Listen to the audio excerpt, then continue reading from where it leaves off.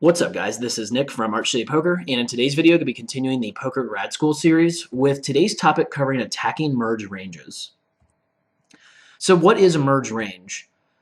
A merge range will consist of a betting range that is constructed of combos of hands that are at the top, middle, and bottom of a player's range.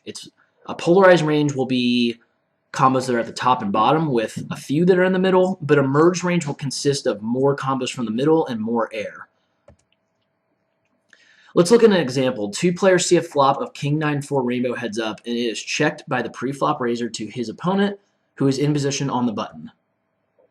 If the player on the button were to bet a balanced and polarized range, he would have combos from the top of his range, such as King Queen plus, and combos at the bottom, such as his gutters, air, and possibly some lower pairs, like pocket pairs such as 5s and 4x, with combos of 9x from the middle to balance the range and get some protection, but not as many combos that are in the middle and not as much air that's in the middle. However, let's say on the same King 9-4 flop from the button, or on the same King 9-4 flop, sorry guys, the button adds in combos such as jacks and 10s, and combos such as 8s and 5s at close to or at 100% betting frequency. This will make him much more merged. He will be betting way more frequently. This is now a merge range, and the problem this player puts himself in is that he is now susceptible to a barrage of check raises. The player out of position can make the situation really tough on the button by check raising more combos for value as well as more combos as bluffs. Let's take a look at this a little bit closer using PO Solver. So you guys can see here with the range chart, I guess, on the left, and you guys can see the flop at the top left of King 9-4, and it is the in-position decision there, as you can also see above that in the top left. This is the player in position when he is checked to, and this is pretty much what PO claims is close to optimal as far as his strategy goes when he is checked to. He should be betting about 43% of the time. As you can see, he's mostly betting combos near the top of his range, and then some combos at the bottom. A lot of those at the bottom will be like his gutters. You guys can see the ace-5 through ace-deuce suited. You can see some of his ace-jack suited, ace-10 suited, ace-queen. But mostly you see a lot of king x plus, and then those air combos that I mentioned, or the gutters, and then the combos at the bottom, such as pocket 5s, 5-4 suited, and you can see a little bit of 6-5 suited there. What you don't see is him betting jacks a whole lot. 10s and 8s are bet sometimes, but not as often. And then 7s and 6s, and then some of his other hands that have not as much going for them as far as raw equity goes, such as ace-7 suited, 7-6 suited. So I think you guys get the point with that chart.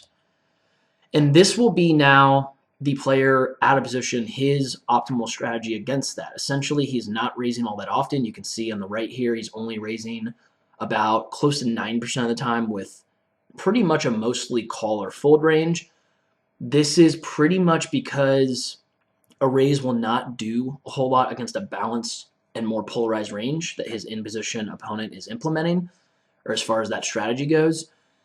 If you are raising too often with your king-jack or king-queen here, or mainly just raising altogether, you're either going to be getting action from better hands or just folding out the hands that you already beat. So you have a lot of strong bluff catchers at this point, and because he's not really that merged, there's not a whole lot of incentive to be raising on this more static and dry flop texture. However, as you guys can see, this is now an opponent in position that's betting maybe too frequently and too merged. The only thing that I changed in this chart here that you can see is jacks, 10s, 8s, 7s, and 6s are all being bet close to 100% of the time. I have him betting them at about 85% frequency. I didn't increase any of his air at all. So this is only going to be, as you guys can see, about 18% more of a betting frequency, and I only increased those pocket pairs that are essentially between the king and the 4 on the flop.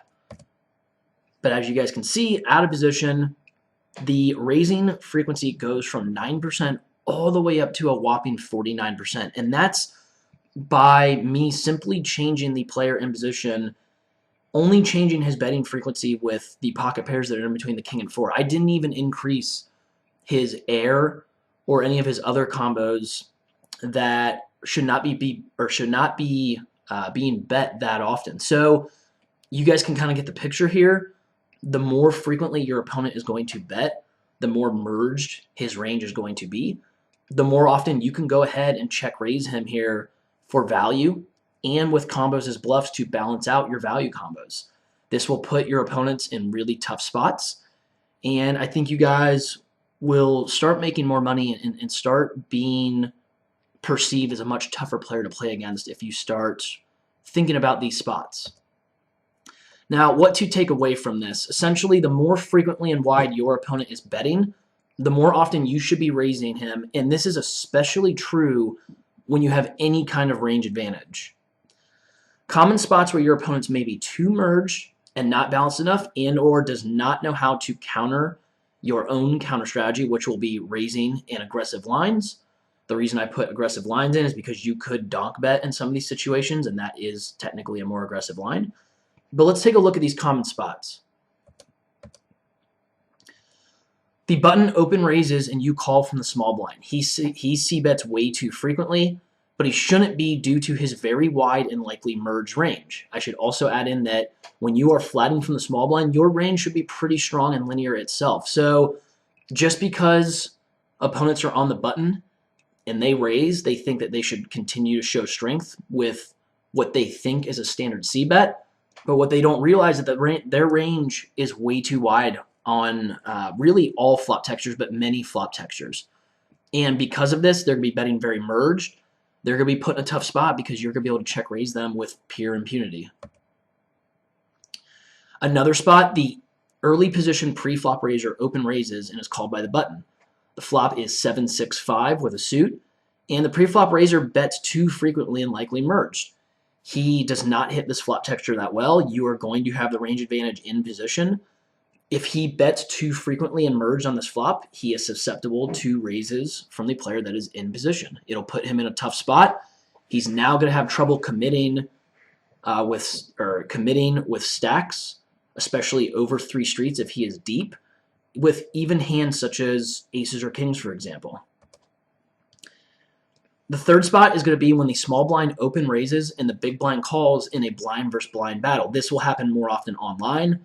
Maybe you have a player that doesn't chop in a live game, and so you could see this happening sometimes. The small blind, from what I see, will c-bet way too frequently on many flop textures. The ranges are going to be very wide. There won't be necessarily a huge range advantage either way, unless it is like a Broadway heavy board where the big blind will probably be 3-betting most of his better hands. Both ranges will be very wide, and in this scenario, the big blind's going to have the advantage more often than not just because he has position throughout the entire hand.